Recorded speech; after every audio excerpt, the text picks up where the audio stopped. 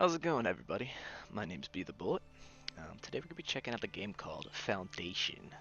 Now, for those of you who don't know what it is a medieval style city builder. A little bit of survival aspect to it. No armies or things like that in the game yet. I don't know if they plan on doing that or not. It's made by Polymorph Games, and I have to say it is an absolute gem of a game. I've been having a great time with it. Played a couple hours of it so far. I got the basics down. And it's really all about that natural city building. It's you don't find in other like you find in other games where you're specific set to a grid. It marks itself as a natural city builder, which is pretty cool. I actually like it quite a lot. I really find it hard to put down actually. So if you like city building games, it is definitely something that I highly recommend you check out. And right now it is currently on Polymorph Games for $40. That's the basic one. And it gets you a really nice package where it gets you into the alpha that's on right now and gets you going further on down the line. Gives you the beta when it comes out. And the game is actually supposed to release pretty soon. It's supposed to release Q1 of this year, which means the first, hopefully, 3 months of the brand new year. It's a rough estimate, of course, with these type of games and the green lights and the early access. You know, you're not guaranteed anything at all, but that's what they're aiming for. Just the dev team is really good with this game. I had a problem with it, and I got in contact with them, and they responded within 10 minutes, and I got everything figured out, and it was perfect. It seemed like they really care about the game. They're passionate, and it's something that just sounds like it's going to be awesome. So get started here real quick. This balancing one has nothing to do yet. You can't do anything with it. That's alright. But you come down here and you get to choose a couple different maps. Now, these are preset maps. No matter what you choose, it's always going to be the same one. It's always going to be the same map. I mean, in the background here right now, you actually have the hills map, which is where we're going to start out on. You have a coastal map, which is pretty cool. I, a fluvial. I don't even know how to pronounce that. I'm not going to try to. And then a mountain map. My two favorite has to be the hills and the fluvial. Once again, I'm not even going to try to pronounce that. You have the coastal and the mountain as well. They're pretty cool. Mountain's actually crazy terrain that you get set up with. Something I'm not quite ready to try yet, but I want to get my feet back into the hills map. It is something that is really, really awesome. So let's go ahead and get started. While this loads up, it's quite simple actually. So here's your map. This is going to look the same every time you choose this hills map.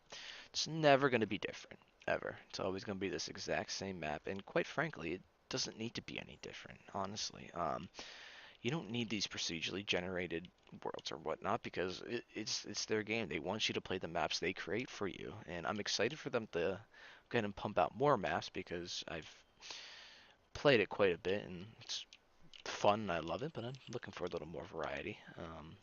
But yeah, it's really, really awesome. No, actually, I've never actually started over here before. It looks kind of interesting if you did, but I'm going to go ahead and start with the spot that I know best, and that would be right over here, in this little spot right here. You can see here we get 3 actual stones, 2 berries, and a bunch of wood. These are infinite. I don't know if they plan on changing them to not be infinite, but right now, the berries, the stones are infinite. The trees are not. However, there is a forester option that you can go ahead and implement. And once you get further down the line, that gets going. So go ahead and click here and get going. So our first goal is to plop down the city center. Now, I have been tending to put it right here. This gives me a pretty good layout of my city. So I'll go ahead and place it. Now, before we get going, let's go ahead and show you the basics. So you can see up here you have your your civilian population. You have your happiness. Right now it's at 0 because we haven't done anything. You have your money. You have gold. Each building you want to structure, you want to build, I should say, is does cost you gold. Along with that, you have your wood, your tools, and your berries. Now, tools are quite interesting because not all professions require tools, right? It's actually buildings that require tools, so it costs as a building like expense whenever you want to build a building. Now, what we'll get doing right here, we'll go ahead and start down here with all our villager lists. So you see all the names right here. From what I've noticed, they're actually kind of all the same names. I don't really see much variety unless there is, and I just get unlucky, but that's what it is. So everyone starts out at level 0. You can see Elizabeth, Lauren, Otto, Robin, and don't even know how to pronounce that. Heinrich, Frederick, and Antonian. And Antone. I don't know. We'll go ahead and we'll make Elizabeth our um, go ahead and make Elizabeth our builder. So you always need a builder because without a builder you can't, well, build. It's the very first one. And what I've usually done is I've gone ahead and I usually place my gathering hut because this is a game where it gets done whichever way you place it. So I'll go ahead and put the gathering hut down first. And then we'll go ahead and do the lumber camp right after. You want to put this near the trees so that gets done quickly. And then we'll do our, well, I usually like to put it right in the middle. I don't know how to get rid of that pile right there, so we'll just go ahead and put that right in the middle. And then we'll get going with the, where is it, Stonecutters Camp. Yeah, that was the right one. Put that right there. So what we'll do right now, we'll go ahead and get this going. You can see our builder going to work, grabbing some stuff out of the stockpile. She'll go ahead and start constructing our gatherer's hut. This is a beautiful game, honestly. It really is. This builder right here, too, she likes getting to work and whatnot. Look at her hammer away at that building. But it is an absolute beautiful game. And something that I've fallen in love with. Just the art style and all of that. It's really, really cool. Now, I don't know if they plan on introducing warfare or whatnot into this game. It seems like they are with the way they're currently going, but right now there is none, and that's okay, really. So you can see right here, you see this path right here? It's kind of getting gray, so that's something that's really, really cool, is the paths are just generated by your people moving and going to work. So just because she's walked along here, it's gone ahead and started to do that. So once that's done, we'll go ahead and assign a few people to be gatherers. So forager's hut, right there. Gatherer's hut, I should say. So the easiest way to do that is you open up the workplace list. Now, here you can go ahead and just assign anybody to do it. And all you gotta do is press boom, boom. Now, I usually put 2 people in foraging in the beginning because we need berries. Berries are very, very important. So they'll go ahead and get started to work and all of that. And you can see right here, they're going in, gathering their berries and whatnot, and they guess they're gathering a basket. I don't really know. I'm assuming so. Then they'll come out here and they'll start foraging for berries and put them back in here. Every single one of your buildings has a stockpile within it, so there's no need to initially place down a stockpile, which is pretty cool. So yeah, we got that going. Now you can see here, get notifications.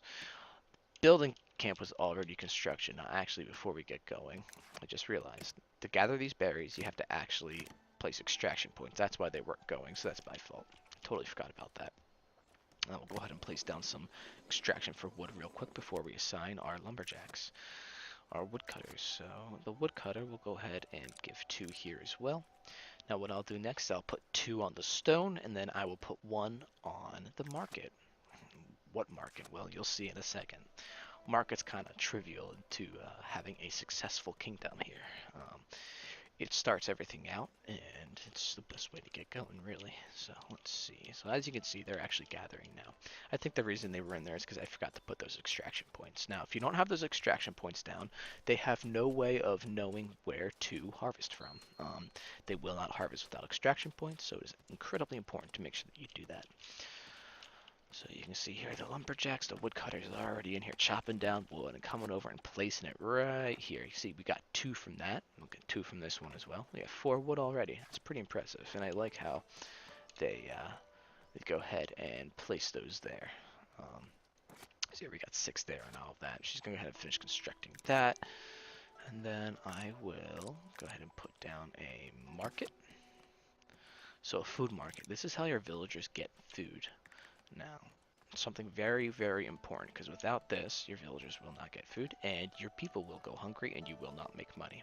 So what you do, place that down, and hit construct. Now, once she's done with the stonecutter, she'll go ahead and construct that as well, which is pretty cool. Looks like the stonecutters is now finished, so we'll go ahead. Oh, it's not quite finished. What's she doing? Oh, she's going to grab the tools. So you can see here, when I was talking about tools earlier, the tools are obviously that 0 out of 5. Now we have 5 out of 5 tools. So buildings cost tools. Workers don't use tools. The buildings cost tools.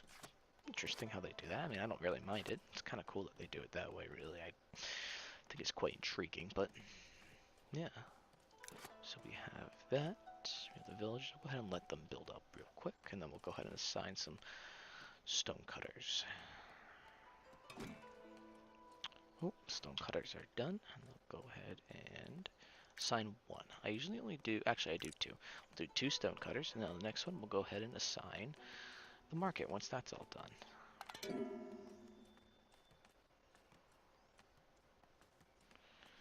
Alright. Oh, once again, I forgot to place an extraction point.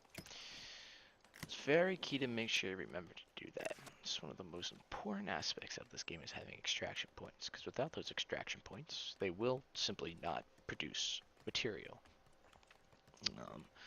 So this is a nice, really nice little start. I'll go ahead and speed it up a little bit, get our villagers working.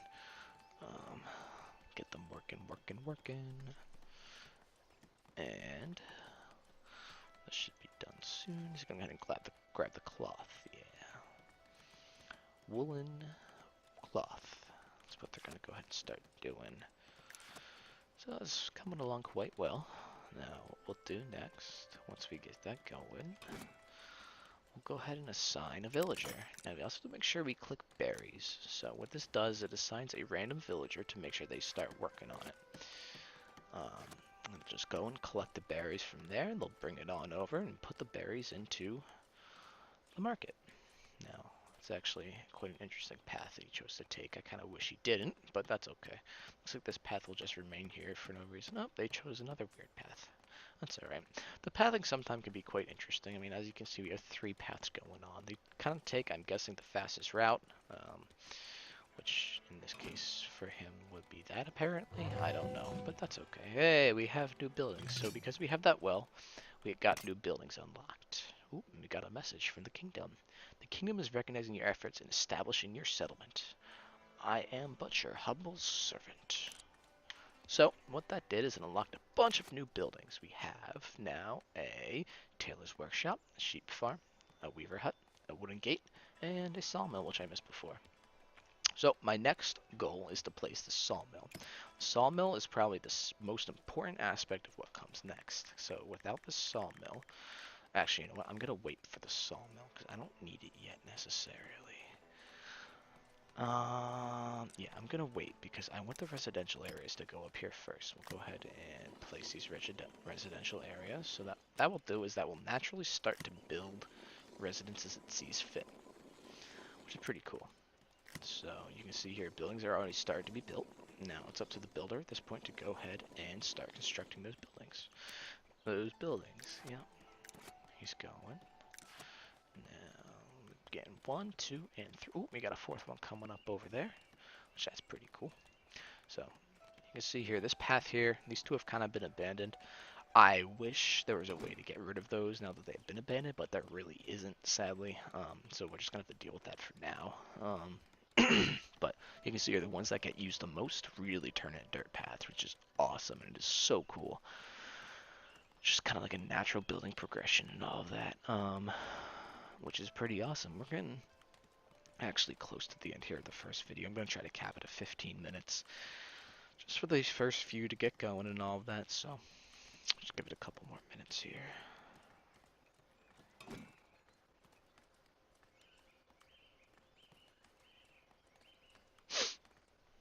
Okay, second house is built.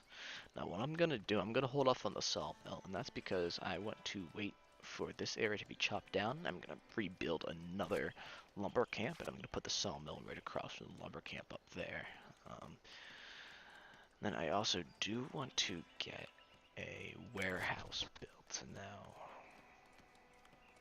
let's see.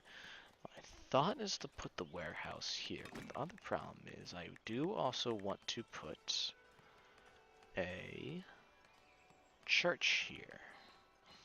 So what I may do is I may move this market, although it's a waste of materials, but I may move the market and put this here, move the market there. But I don't know. We'll wait till we go ahead and move this here once those trees, actually, you know, what's my extraction area like? It's there. I'm gonna go ahead and do that now, actually. So we'll go ahead and build another lumber camp. Place it right there. Now that one I'm actually gonna want to keep like specifically there. I'm not gonna want to move it. At least for now, it's my goal is to keep that there and keep it there until we need to move it again. Ooh, and look at that. We have 2 new villagers coming. Now, these guys will come in from the edge of the map and just work their way in. As you can see, they also build their own paths. So anywhere in this game, they always build their own paths. I don't know if they always come from the same exact spot or not, but never really checked that out before. So it looks like here we're actually about the end of the video, so I'm going to go ahead and pause it here. That was, I think, a great start, actually. Quite satisfied with this. I may end up moving this market over here, kind of, actually. It looks like that would be a good spot for it. Though it is far away from the berries, but that's okay. At that point, I can go ahead and get the warehouse there, but we'll go over all of that in the next video. So, thank you guys for watching this, chilling out with me for a little bit. It's a great time. I'm excited to get this going further in the future, and yeah, we'll catch you later.